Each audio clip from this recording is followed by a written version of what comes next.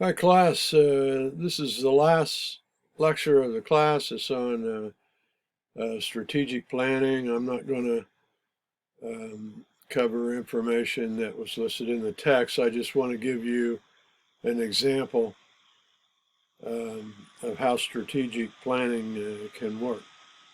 So this is an application.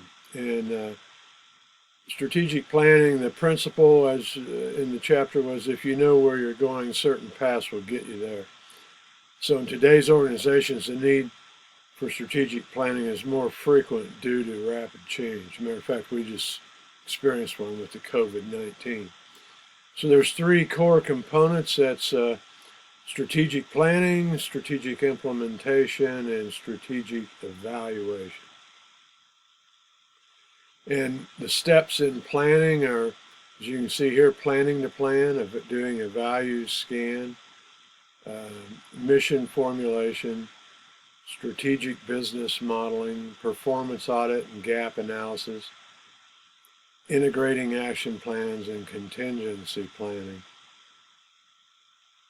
So in planning to plan, you have to assess the commitment to plan. In other words, you have to have support internally to do this. And that starts right at the top. The CEO has to provide the direction, delegate the responsibility as well as the authority to get it done, and then be willing to hold people accountable. So that's important. Without that, you really can't do this. Then you have to identify who's on the team to do this, who's on the planning team.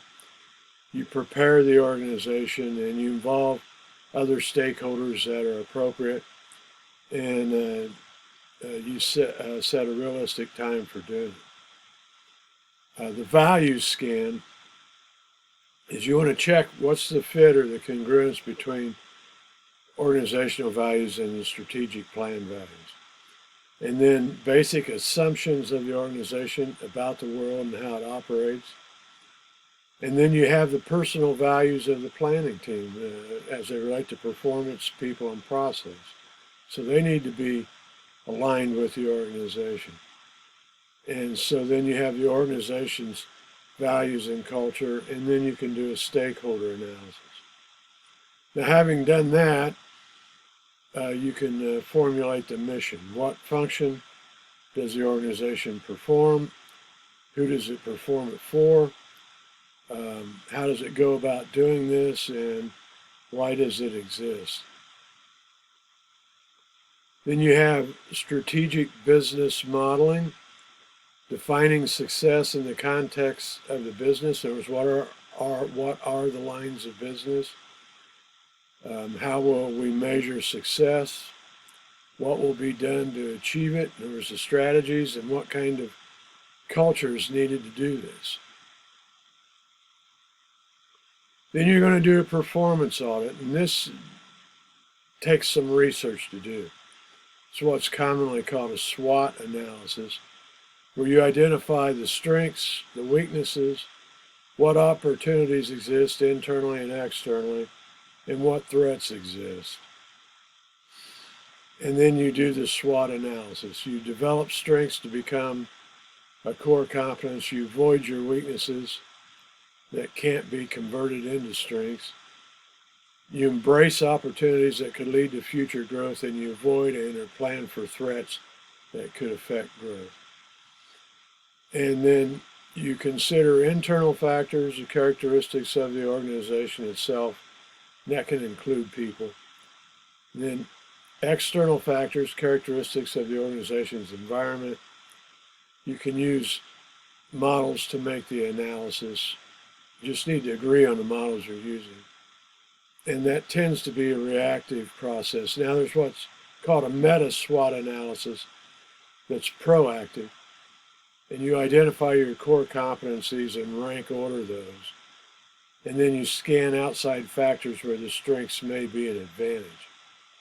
And the difference is that this process places the organization in a better position to take advantage of the market.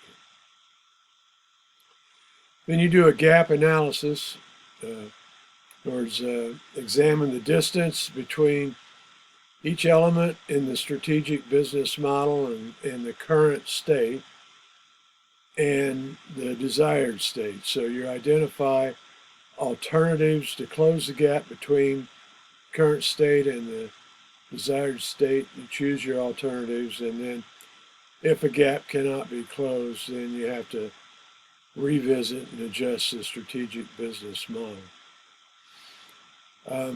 You integrate action plans.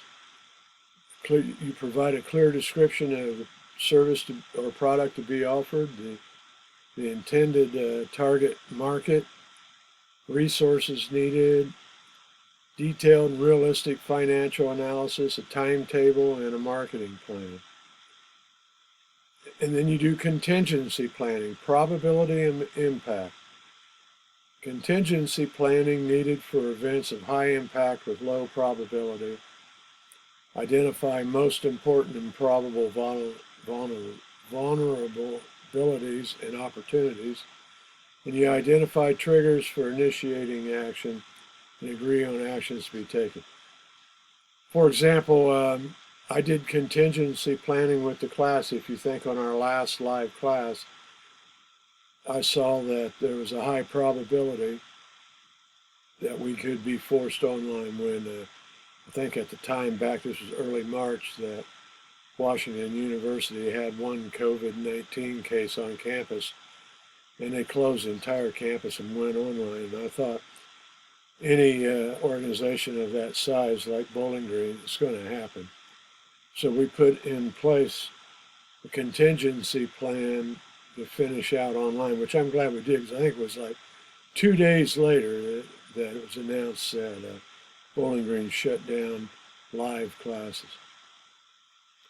All right, when you get that's all the planning. Notice that's a lot of work in that planning, so that's why it takes a committee.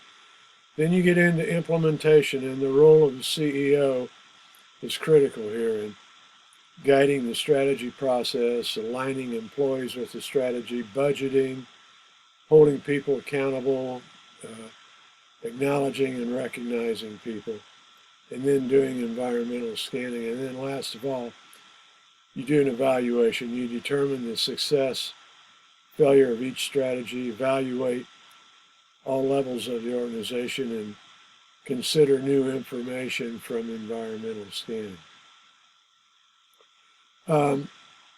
In this here, this is information in the text, so I'm not going to go through it.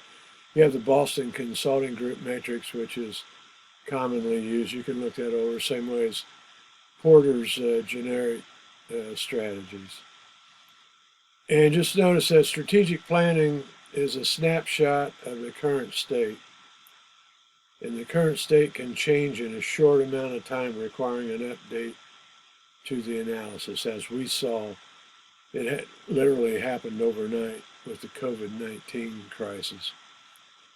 And so that's part of what we're doing. And then you can see there's different strategies here. All that's in the text. So there's a source I used on the strategic planning model. So anyway, I wanted you to see kind of how much is involved in the strategic planning process. Thanks.